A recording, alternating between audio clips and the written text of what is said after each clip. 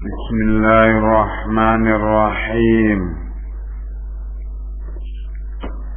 Assalamualaikum warahmatullahi wabarakatuh.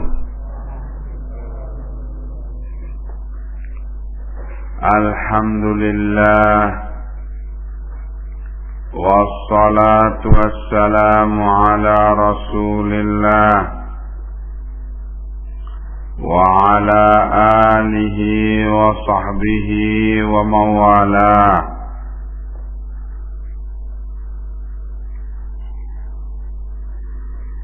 Kita masuk kepada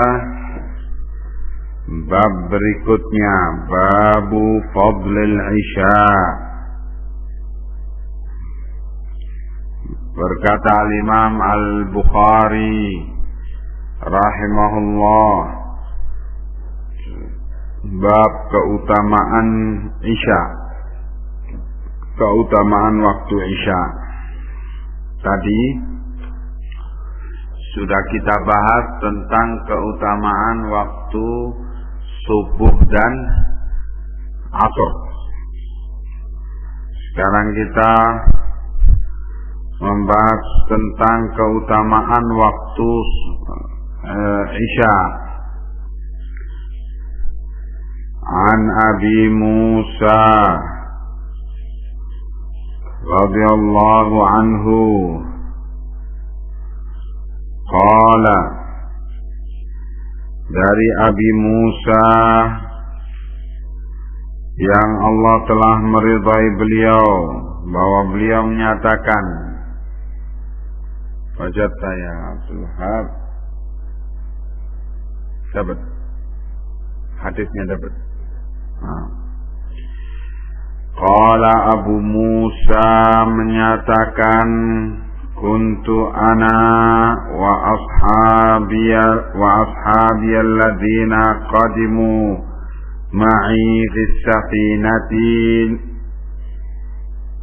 Aku pernah bersama para sahabatku yang mereka datang bersamaku dalam satu perahu, nuzulan fi baqi'i Budhana. Kami singgah di Baqi Budhan, nama satu tempat. Wan Nabiyyu sallallahu alaihi wa alihi wasallam bil Madinati, dan Nabi sallallahu alaihi wa alihi wasallam waktu itu di Madinah. Fakana yatanawabun nabiyya sallallahu alaihi wa alihi wasallam inda salatil isya'i kulla lailatin nafarun minhum. Maka dikatakan yatanawab, saling bergantian untuk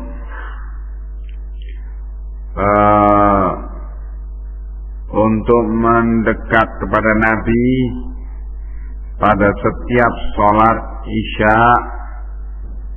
atau bergantian untuk menghadiri bersama Nabi sholat isya di setiap malam. Nafarun minhum, sekelompok dari mereka.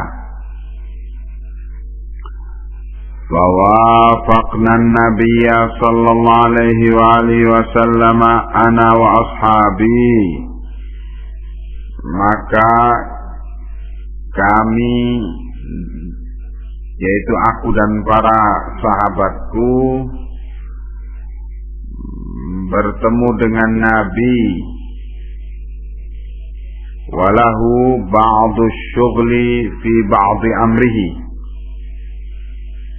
dan Nabi mempunyai sedikit kerjaan, sedikit kesibukan di sebagian urusannya, fi ba'di amrihi. Fa'atama bis salati hatta baharal lailu. sehingga ditundalah sholat isya, fa'atama, diundurkan sholat isya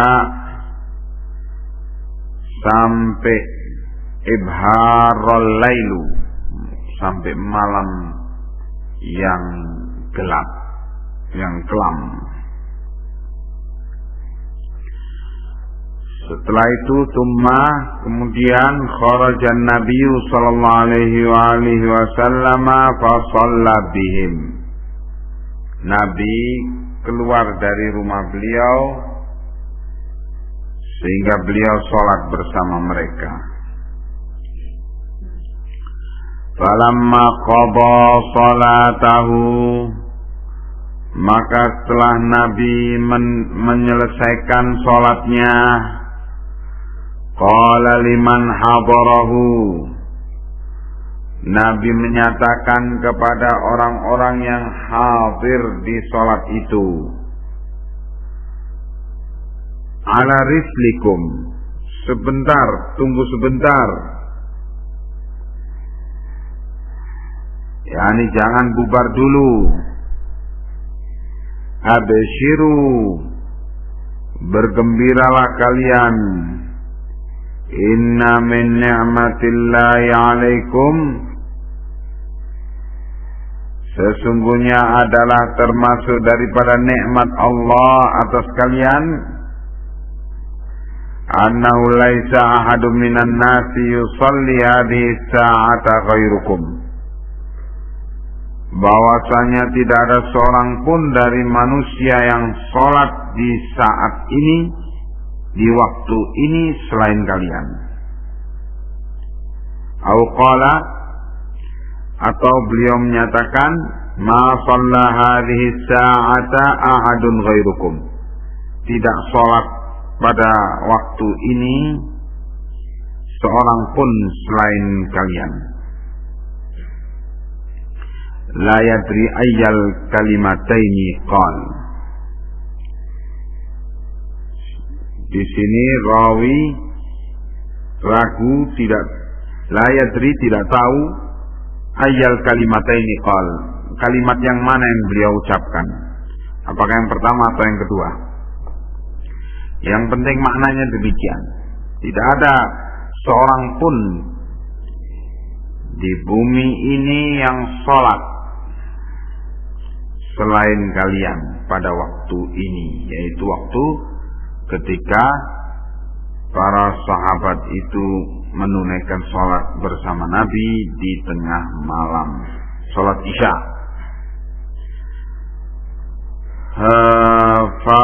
Qala Abu Musa, berkata Abu Musa, faraja'na farha bima sami'na min Rasulillah sallallahu alaihi wasallam, maka kami pun pulang dari sholat isya tengah malam itu dalam keadaan farha, dalam keadaan kami gembira, bima sami'na, dengan apa yang kami dengar dari Rasulullah sallallahu alaihi wasallam. yakni Nabi memberitakan bahwa yang mendapatkan keutamaan pada malam ini, yang mendapatkan keutamaan dari Allah di muka bumi ini pada malam ini hanyalah kalian. Karena yang sholat isya, menanti sholat isya sampai tengah malam pada waktu ini di muka bumi hanya kalian. Begitu diberitakan oleh Allah kepada Rasulnya, dan Rasulnya memberitakan kepada para sahabat beliau. Itu merupakan keutamaan besar bagi mereka yang hadir pada malam itu untuk menunaikan sholat isya. Kemudian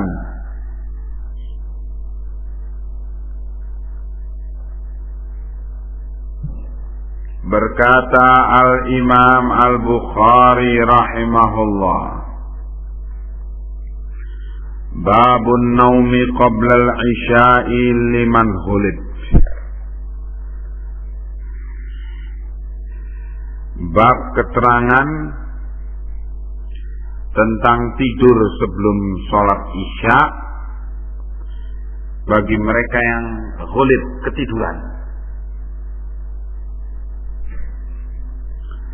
Ana Aisyah radhiyallahu anha,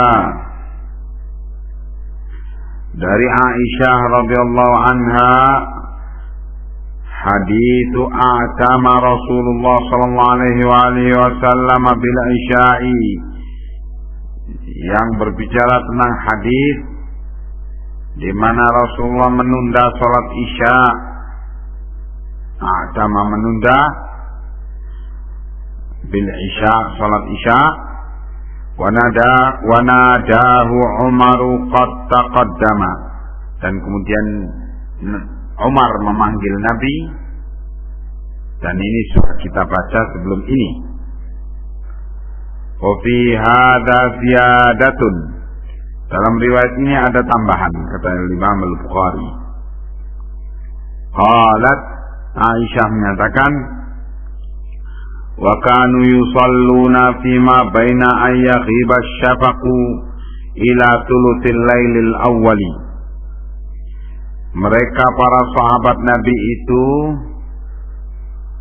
mereka menunaikan sholat di antara waktu, yaitu dimulainya sholat isya itu waktu isya, ayyaghiba syafaqu, bila tanda-tanda merah di langit telah hilang, sehingga yang tampak di langit hanya kegelapan malam saja. Ila thuluthil lailil awal, sampai batas sepertiga malam yang pertama. Malam itu dibagi tiga: sepertiga pertama, sepertiga kedua, dan sepertiga terakhir. Yang paling utama sepertiga terakhir, karena Allah turun ke langit dunia pada sepertiga terakhir malam. Para sahabat Nabi sholat isya itu antara, katanya, dimulai dengan ketika sudah hilangnya tanda merah di langit, itu mulai sholat isya, waktu isya, sampai sepertiga pertama malam. Wa fi riwayatin an Ibn Abbas radhiyallahu anhuma qala, dalam riwayat lain disebutkan dari Ibn Abbas yang Allah meridai beliau dan bapak beliau, bahwa Ibn Abbas menyatakan, faqaraja Rasulullah sallallahu alaihi wasallam, maka setelah tertundanya waktu sholat isya sampai malam, sampai berakhirnya sepertiga pertama dari malam, Nabi keluar, faqaraja, keluar dari kamarnya untuk memimpin sholat isya, ka'anni anzuru ilaihil ana, seakan-akan sekarang ini aku melihat beliau. Yaitu ketika Ibn Abbas bercerita itu, yakni masih segar betul ingatan beliau. Apa yang dilihatnya waktu itu seolah-olah sedang melihatnya sekarang, karena saking kuatnya ingatan itu. Nabi, dikatakan oleh Ibn Abbas, waktu itu aku melihat yaqturu ra'suhu ma'an, keluar dari kamarnya dalam keadaan kepalanya bercucuran air habis mandi. Wadi'an yadahu ala ra'sih, dalam keadaan meletakkan tangan beliau di atas kepala beliau. Faqala, kemudian Nabi menyatakan, laula an asyqa ala ummati la amartum an yusalluha hakadha. Seandainya lah tidak takut aku memberatkan umatku, niscaya aku akan memerintahkan mereka untuk sholat pada waktu yang seperti ini. Yakni menunjukkan keutamaan waktu sholat isya pada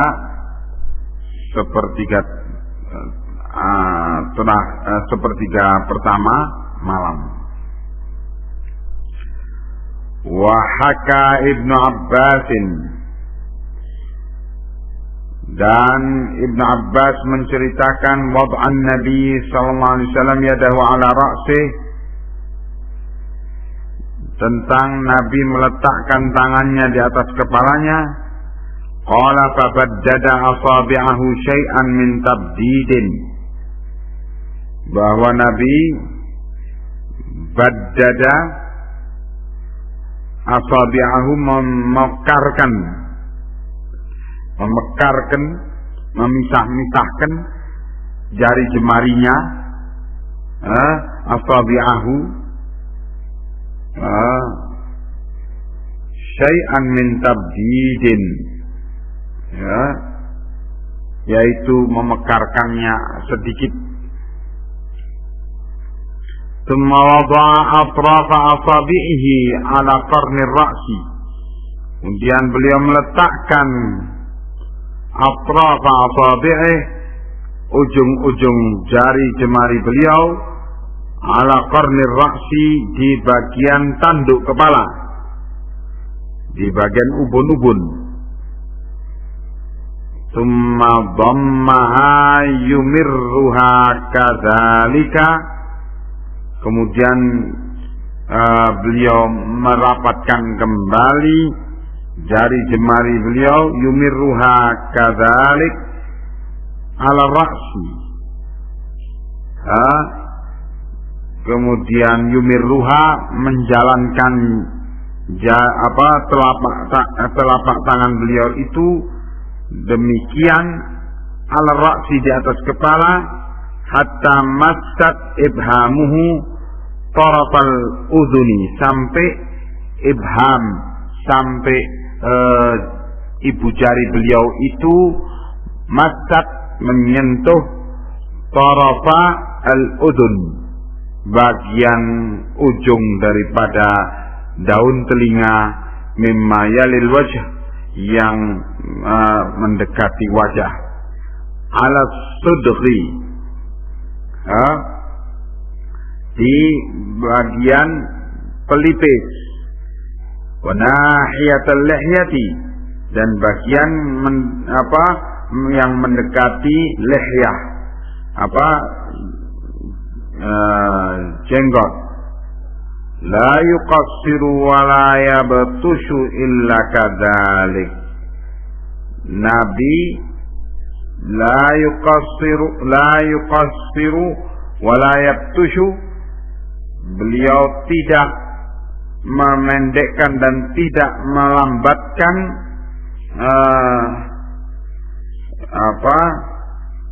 tidak memelangkan, yuqassiru memelangkan, wala yabtushu, dan tidak mempercepat, illa kadzalik, kecuali dengan cara demikian, yakni mengelus kepala beliau untuk menurunkan air habis mandi itu. Dari riwayat ini Al-Imam Al-Bukhari menyatakan tentang perbuatan Nabi bahwa beliau tertidur sebelum Isya karena ghulib. Ghulib ini disebabkan karena sehabis jima sehingga beliau junub, sehingga harus mandi dulu sebelum menunaikan sholat isya dan keluar dari kamarnya dalam keadaan bertetesan air habis mandi itu. Iya. Dan dikemukakan di sini untuk menunjukkan bahwa bila tidak dikhawatirkan hilangnya kesempatan untuk sholat isya berjamaah di masjid, maka tidaklah dibenci tidur sebelum isya. Jadi dibencinya, dimakruhkannya tidur sebelum sholat isya itu adalah karena dikhawatirkan untuk terlelapnya tidur sampai terlewatkan sholat berjamaah di masjid. Apalagi kalau tidurnya tidur kerbau, hilang sampai subuh, sholat isyaknya hilang. Nah, ini lebih parah lagi. Ya. Nah, berkata Imam Al-Bukhari, babu waqtil isya'i ila nisfil laili. Bab keterangan tentang waktu sholat isya itu sampai tengah malam. Warawa Anasun hadzal haditha faqala fihi. Dan Anas meriwayatkan hadis ini yang baru saja kita baca. Sedangkan hadis yang kita baca ini tadi riwayat Aisyah dan riwayat Ibnu Abbas. Anas juga meriwayatkan hadis ini.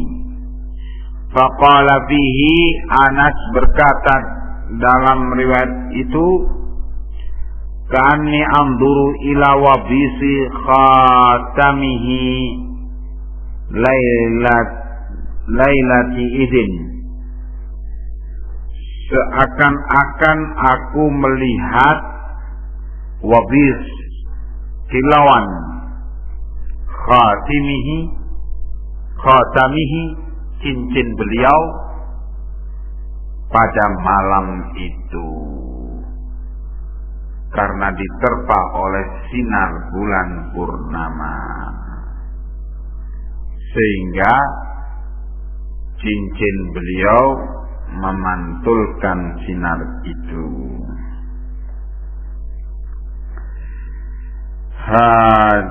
Artinya kalau bulan itu sudah benar-benar purnama, biasanya sudah tengah malam begitu. Sehingga dari keterangan Anas bin Malik tersebut hendak menunjukkan bahwa peristiwa itu yang diriwayatkan oleh Aisyah dan Ibnu Abbas tadi, menurut versi Anas bin Malik adalah di tengah malam. Ya.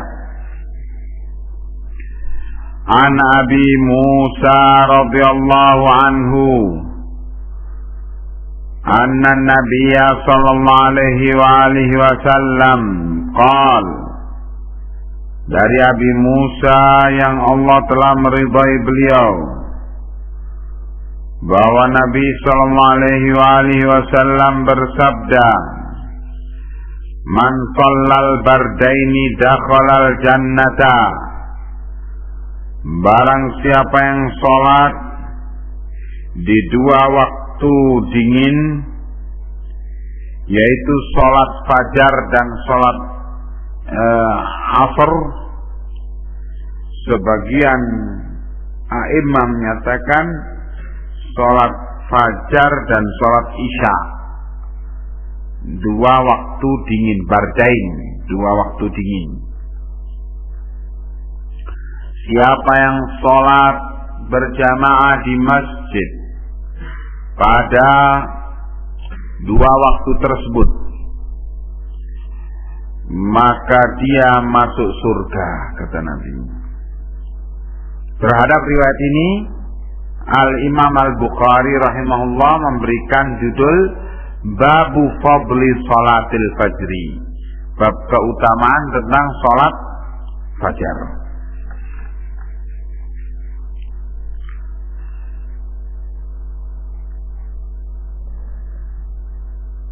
An Anas radhiyallahu anhu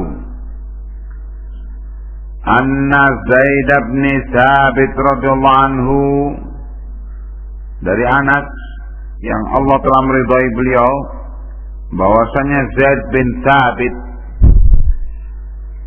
radhiyallahu anhu, di kalangan sahabat itu ada beberapa Zaid. Yang terkenal ialah dua Zaid ini. Zaid bin Harithah ini adalah kekasih Rasulullah, hibbin Nabi, yang punya anak diberi nama Usamah bin Zaid bin Harithah. Ya, yang pernah dulu di zaman jahiliyah diangkat sebagai anak oleh Nabi, budak belian yang dibeli oleh Khadijah bintu Khuwailid, terus dihadiahkan kepada Nabi, dan kemudian diangkat sebagai anak oleh Nabi. Pernah dulu Zaid bin Harithah diberi nama Zaid bin Muhammad. Nah, setelah datang Islam, Allah melarang yang demikian, dikembalikanlah namanya menjadi Zaid bin Harithah. Zaid yang ini, Zaid bin Harithah ini, disebut namanya khusus oleh Allah di dalam Al-Quran. Ya, dalam peristiwa perceraian Zaid dengan Zainab bintu Jahsy, dalam keadaan Zaid menceraikannya belum sempat menyentuhnya, terus diceraikan oleh Zaid. Allah menyebutkan Zaid secara khusus yang menceraikan Zainab bintu Jahsy, dan kemudian Allah menyebutkan dan Allah menyatakan di ayat itu bahwa Allah menikahkan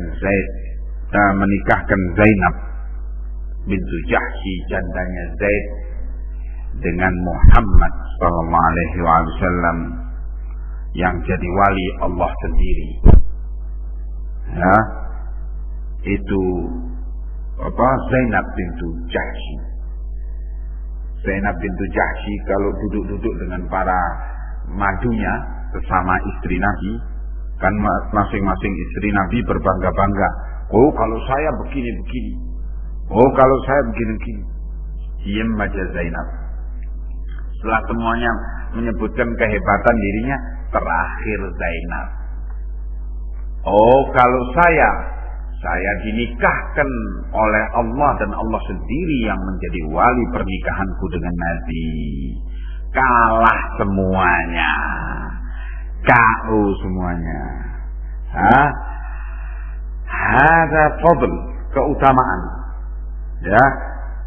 Nah, adapun Zaid bin Thabit adalah orang kepercayaan Nabi dari kalangan Ansar, yang dipilih oleh Nabi menjadi penulis wahyu. Nah, diceritakan di sini bahwasannya anna Zaid bin Thabit radhiyallahu anhu, bahwasanya Zaid bin Thabit haddatsahu, telah menceritakan kepada Anas, annahum tasahharu ma'an Nabi sallallahu alaihi wasallam, bahwa mereka begadang bersama Nabi, bangun di waktu sahur, di sepertiga terakhir malam bersama Nabi. Tsumma qamu ila sholati. Kemudian setelah bangun itu mereka menunaikan sholat. Qultu kam kana bainahuma. Aku tanyakan berapa lama antara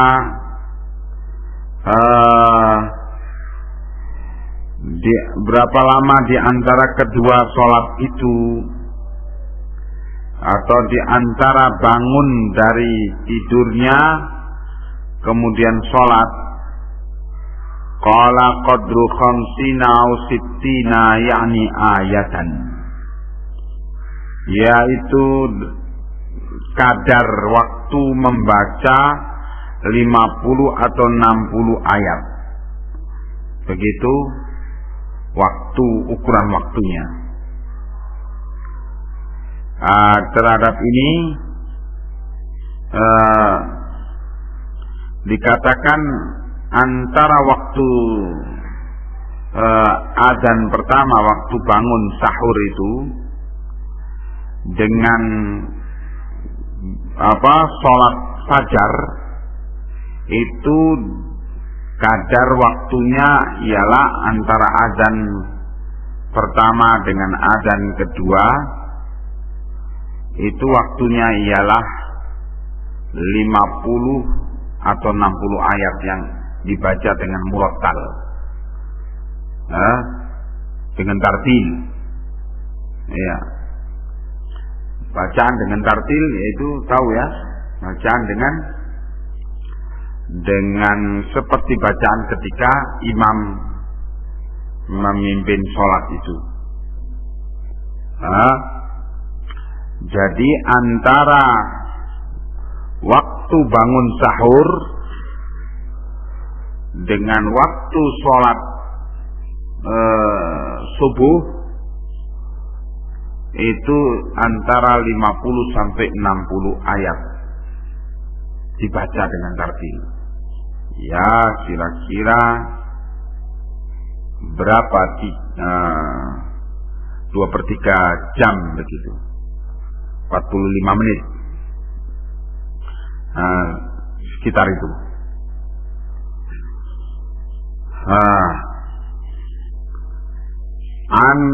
Yani ini menunjukkan kepada kita bahwa Nabi dan para sahabat beliau itu makan sahur itu di akhir-akhirkan menjelang terbitnya fajar. Kemudian an Sahl bin Sa'ad radhiyallahu anhu qal, dari Sahl bin Sa'ad yang Allah telah meridai beliau, bahwa beliau menyatakan kuntu atasahharu fi ahli. Aku pernah makan sahur di keluargaku, summa yakunu sur'atun bi.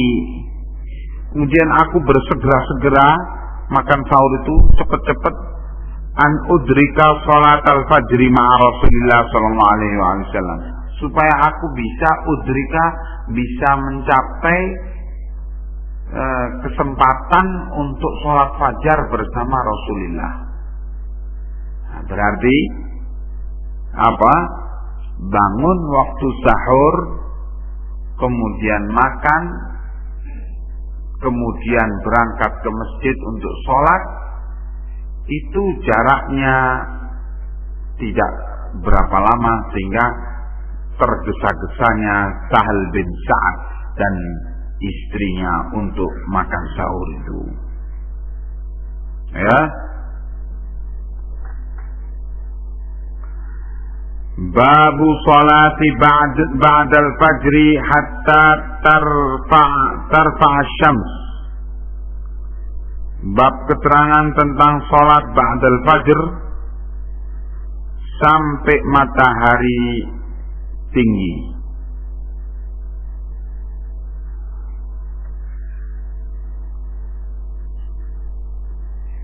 An Ibni Abbas radhiyallahu anhuma qal,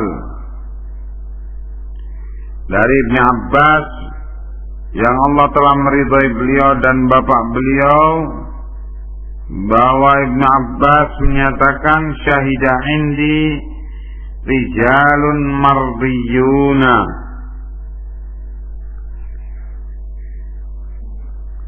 telah hadir padaku orang-orang yang mardiyun, yang diridhai atau terpercaya.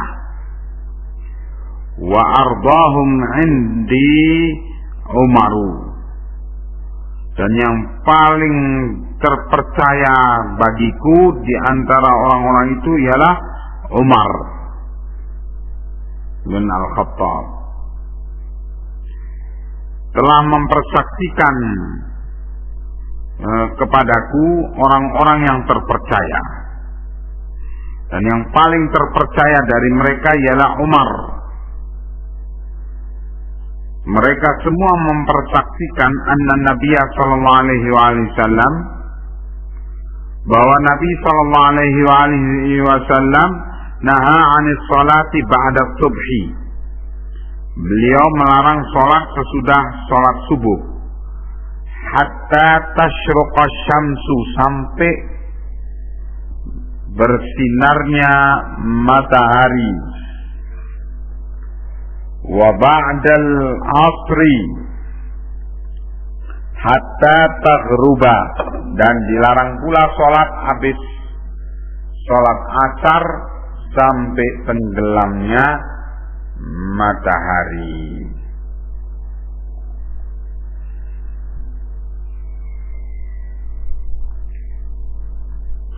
Ini kedudukan sholat sesudah fajar, yaitu dilarang sampai terbitnya atau tingginya matahari.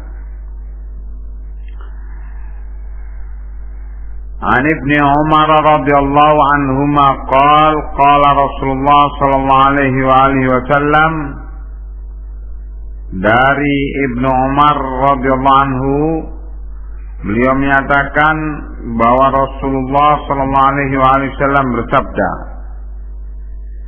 la taharrau bi salatikum tulu'asy syamsi wala ghurubaha.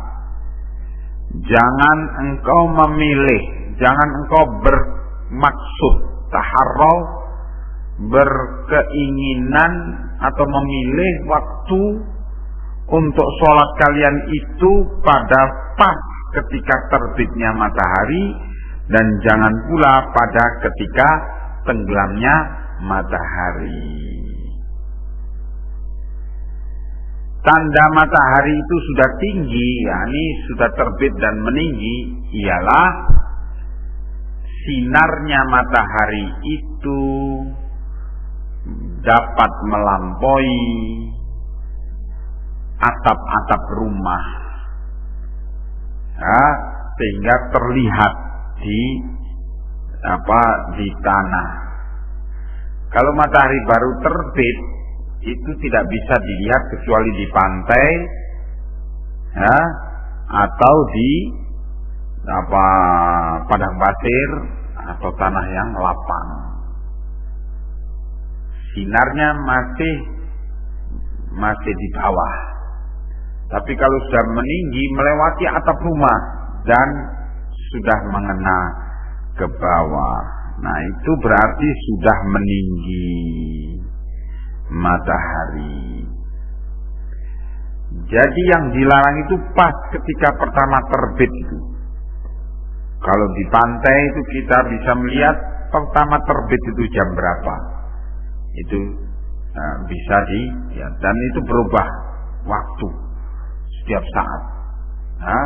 Bergeser terus waktu terbitnya matahari itu setiap harinya. Nabi menyatakan jangan kamu sengaja-sengaja memilih ketika terbitnya matahari dan ketika tenggelamnya matahari untuk sholat. Nah, dengan larangan ini maka haram sholat pada waktu-waktu tersebut.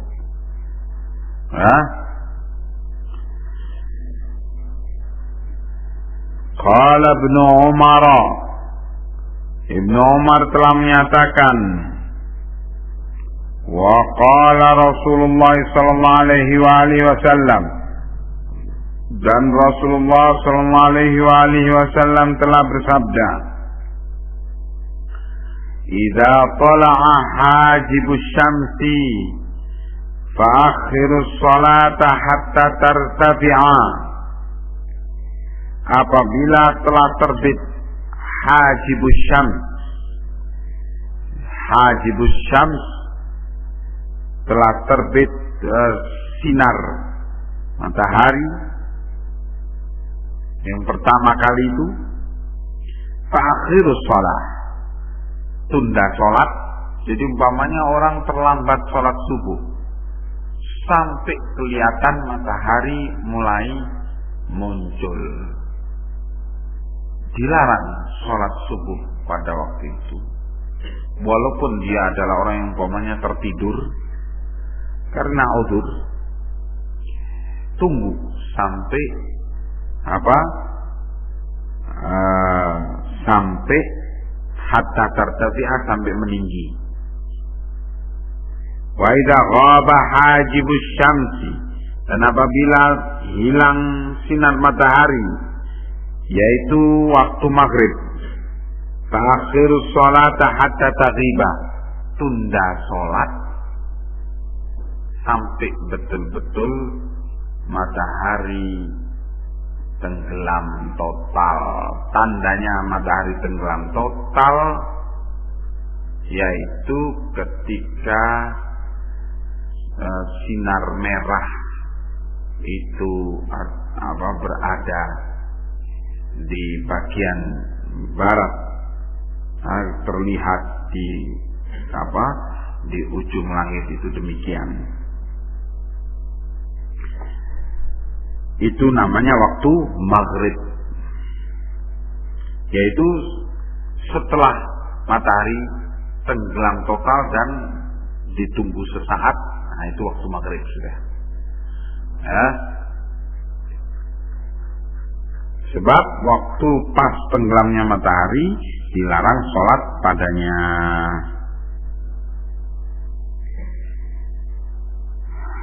Hadits Abi Hurairah radhiyallahu anhu, anna Nabiyya sallallahu alaihi wasallam naha an bai'ataini, bahwa Nabi melarang dua jual beli, wa an libsataini taqaddama, dan juga melarang libsatain, dua macam pakaian, dan ini telah taqaddam, telah kita baca,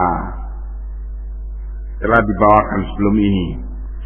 Wa zada fi hadhihi riwayati, dan ada tambahan lagi dalam riwayat sekarang ini daripada riwayat yang sebelumnya, ada tambahan, yaitu nahaan sholataini, Nabi melarang dua sholat, yaitu nahaanis sholati ba'dal fajri hatta tatlu asyamsu, Nabi melarang untuk sholat fajar sampai terbitnya matahari, dan wa ba'dal asri hatta taghruba syamsu, Nabi melarang sholat habis asar sampai tenggelamnya matahari. Ya. Babun la yataharra sholata qabla ghurubi syamsi. Bab keterangan dilarang untuk memilih sholat pada waktu sebelum tenggelamnya matahari. An Muawiyah radhiyallahu anhu qol, dari Muawiyah bin Abi Sufyan yang Allah telah meridai beliau, bahwa beliau menyatakan, innakum latusalluna salatan, sungguh kalian itu menunaikan salat laqad sahibna Rasulullah sallallahu alaihi wasallam fama ra'ainahu yusalliha, padahal kami telah menemani Rasulullah tetapi kami tidak menunaikan salat pada waktu yang kalian sekarang tunaikan itu. Walaqad naha anha, yakni raka'atain ba'dal asri, dan Nabi telah melarang salat ini, yaitu 2 rakaat sesudah asar. Ya. Nah, ila huna ikhwan. Assalamualaikum warahmatullahi wabarakatuh.